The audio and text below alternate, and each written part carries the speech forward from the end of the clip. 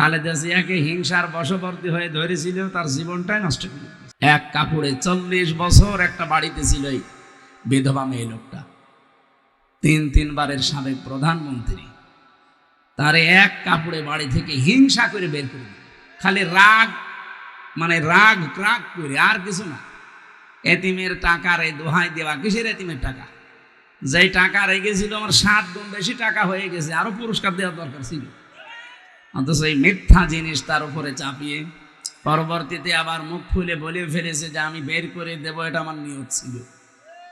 মানুষ, এই নিকৃষ্ট কাজ আপনি করলেন। তাম পৃথিবী ওই দিন আমার মনে হয় ম্যাডামের কান্না দেখে কেঁদেছে। কি কথা বলেন না কেন?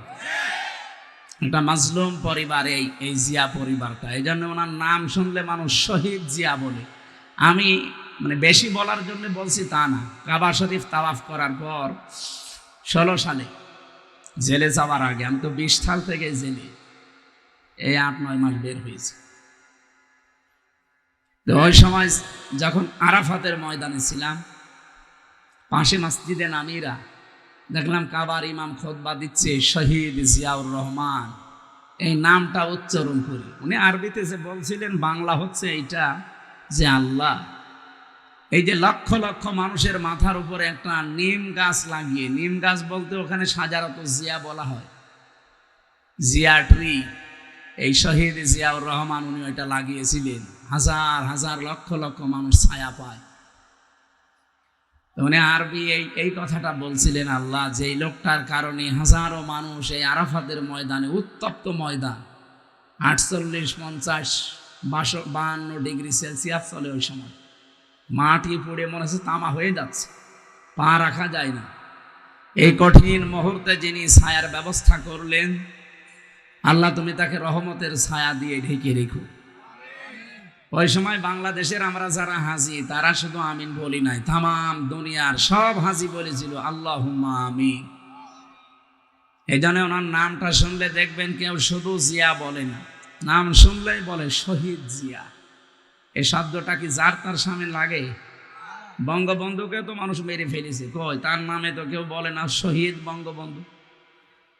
আমি আরো অনেকের মুখে শুনেছি যে ওনারে ওইভাবে মারা ঠিক হয়নি, টুকরো টুকরো করার দরকার ছিল, এইটা শুনি, কিন্তু শহীদ বঙ্গবন্ধু কেউ বলে না। অথচ জিয়াউর রহমান কেউ মেরে ফেলেছে, কিন্তু নাম শুনলে মানুষ বলে শহীদ জিয়া। এই শব্দটা আল্লাহর কাছে এত দামি। আমি পুরা কোরআন শরীফের তাফসীর পড়েছি, সূরা বাকারা 154 নম্বর আয়াতে আছে। আল্লাহ রাব্বুল আলামিন বলেন, ওয়ালা তাকুলু লিমান ইয়ুকতালু ফি সাবিলিল্লাহি আমওয়াত বাল আহইয়াউ ওয়ালাকিন লা তাশউরুন। আল্লাহ তামাম দুনিয়ার সব মানুষের মুখের ওপরে নোটিশ দিয়েছেন, কথা বলবি না। কি বলবি না? কি কথা? এই কথা বলা যাবে না যে যারা শহীদ হয়েছে ওরা মরে গেছে, না, ওরা জীবিত, কিন্তু তোমরা টের পাও না। আল্লাহ পাক এতটুকু বলে শেষ করে দিতে পারতেন। মানুষ যেহেতু মুখ দিয়ে কথা বলার পরে ধারণা করতে পারে, কি দিয়ে? অন্তরে। বলেন বলেন, অন্তরের উপরও আল্লাহ আইন জারি করেছেন, ওয়ালা তাহসাবান্নাল্লাযীনা কুতিলু ফি সাবিলিল্লাহি আমওয়াতা বাল আহইয়াউন ইনদা রাব্বিহিম ইরযাকুন। সূরা আলে ইমরান 4 নম্বর পারা 11 নম্বর পৃষ্ঠা 9 নম্বর লাইনের 169 নম্বর আয়াতে আছে। এটা তাফসীরে ফি জিলালিল কোরআন, সাজ্জাদ কুতুব রহমাতুল্লাহ আলাইহি লিখেছেন। আল্লাহ পাক বলেন, দুনিয়ার মানুষ ধারণাও করবি না যে যারা শহীদ হয়েছে ওরা মরে গেছে, না, এ তো বলা যাবেই না, ধারণাও করা যাবে না, বরং তারা জীবিত এবং আমি আল্লাহ নিজে তাদেরকে রিজিক দেই। সুবহানাল্লাহ বলতে পারেন? সুতরাং শহীদ জিয়া সহ যারা শহীদ হয়েছে এরা কিন্তু মারা যায়নি, এরা জীবিত। জীবিত থাকলে যেহেতু খাওয়া লাগে, এই জন্য খাওয়াই কে? শহীদ উদ্দিন চৌধুরী অ্যানি। উনি যদি এখন ঈমান নিয়ে মারা যেতে পারে, কবরে যাবে, ঘুমিয়ে পড়বে, এতটুকু শেষ, আর কিছু নেই। তাও ইমান নিয়ে যদি মরতে পারে কবরে ঘুমিয়ে পড়বে, কিয়ামতে সিংহায় ফুৎকার দেওয়ার পরে উঠে দাঁড়াবে। এর মাঝখানে আর কিচ্ছু নেই। কিন্তু কোনো মানুষ শহীদ হয়ে গেলে আল্লাহ পাক বলেন ও ঘুমায় না, ও জীবিত থাকে। আর যেহেতু জেগে থাকলে খাওয়া লাগে, আমি আল্লাহ নিজে তাকে জান্নাতের খাবার খাওয়াই। আল্লাহ শহীদ জিয়াকে যেন সর্বোচ্চ মাকাম দান করেন শাহাদতের, বলেন আমিন। তার স্ত্রী অসুস্থ, আপনাদের এই পাশের জেলা ফেনীর মেয়ে, আল্লাহ রাব্বুল আলামিন তার এই বান্দিকে যেন সুস্থ করে আবার এই দেশে ফিরিয়ে দেন। তার একটা সন্তান কবরে আছে আরাফাত, সে মারা যায়নি, তাকেও মেরে ফেলা হয়েছে। আমার মনে হয় যে সমস্ত টেনশন আপনারা দেন এ কারণে মানুষ এমনি মরে যাওয়ার কথা। আমার 3টা বছর ফাঁসির কন্ডেম সেলের ভেতরে 24 ঘন্টা তালা লাগিয়ে রাখছে আমারে আর গিয়াসউদ্দিন মামুন ভাই। মনে হচ্ছে কি করেছি আমরা। উনি তাও তো আমার বাবার বয়সে একটু বয়স্ক মানুষ, ওনার তো ধৈর্য আছে, অনেকদিন আছে ছেলে। আর আমি কেবল গেছি, এমন কড়াকড়ি আরম্ভ করলো, কেউ আমার সাথে কথা বলেন। 24 ঘন্টা তালা লাগিয়ে আবার সিসি ক্যামেরা দিয়ে রেখেছে। কারারক্ষী কপাল খারাপ যেটা পড়ে দেবদুলা, সুব্রত বালা, আশিক কুমার, সঞ্জয় দত্ত, এ যা বলছে সব আল্লাহর ওলি না? এর কাছে কি আলেম জালেম আছে?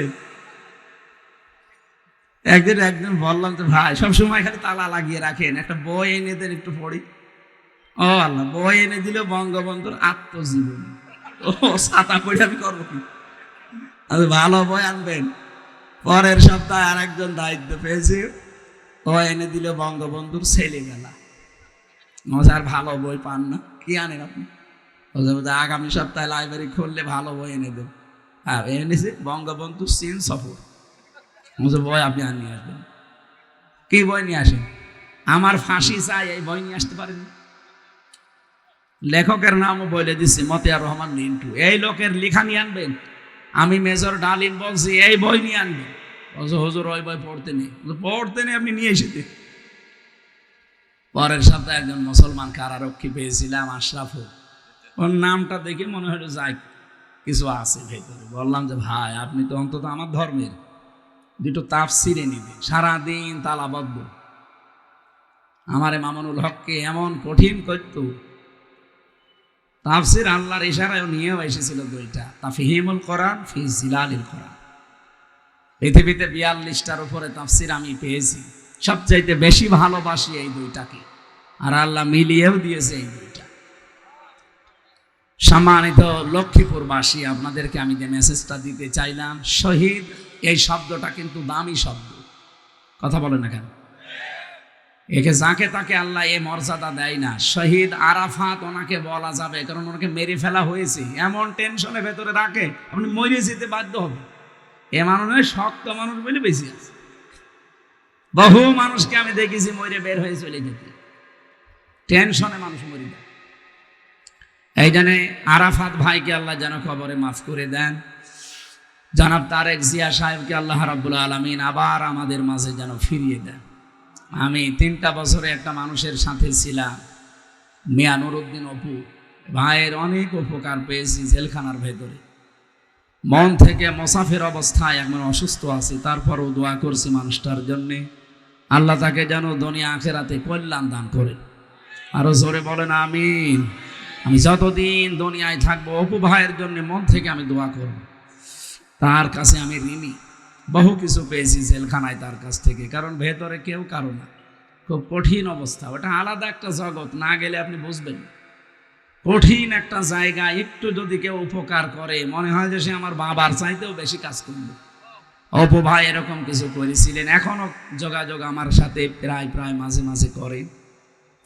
আল্লাহ রাব্বুল আলামিন তুমি অপু সাহেবকে মাফ করে দিও। সবাইকে নিয়ে আল্লাহর দরবারে কোরআনে কারীম শোনার জন্য যারা এসেছি, খুশি হয়ে বলেন আলহামদুলিল্লাহ। আমরা আল্লাহর প্রশংসা আদায় করে রাসূলের উপরে দরুদ আর সালাম পড়ে নির্ধারিত আয়াতে চলে যাচ্ছি। এই এদিকে তাকান, যারা ব্যস্ত আছে এমনিতে সামাজিক রাজনৈতিক কাজকর্ম আছে তারা চলে যাবে, অসুবিধা নেই। আপনাদের কি এরকম জরুরি আছে? ঘন্টাখানিক সময় আমাকে দেওয়া লাগবে। হ্যাঁ আলহামদুলিল্লাহ। 1 ঘন্টা সময় দেওয়া যাবে না? আমরা নির্ধারিত আয়াত থেকে তাফসীর আকারে কথা বলতে চাই, থাকবেন তো ইনশাআল্লাহ?